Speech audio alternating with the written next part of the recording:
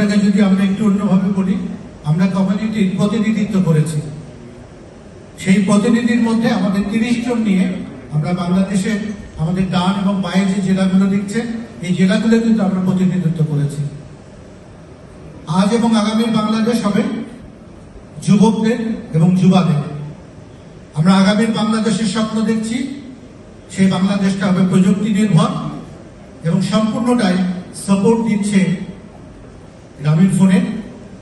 জেলায় জেলায় স্মার্ট উদ্যোক্তা তৈরি করবার যে অদম্য প্রয়াস, এই প্রয়াসকে আমরা স্যালুট জানাই যে এটা ঘরে ঘরে পৌঁছে যাবে আমার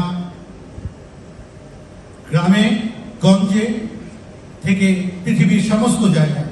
যে উদ্যোগটি নিয়েছে আপনারা দেখেছেন, স্লাইডে দেখেছেন, 5200 জনের মধ্য থেকে আজকে যে 20 জনকে নির্বাচন করা হয়েছে, এটা কিন্তু খুব স্মুথ রাস্তাটা ছিল না, জার্নি কিন্তু খুব কঠিন। আমি রংপুরের প্রতিনিধিত্ব করছি।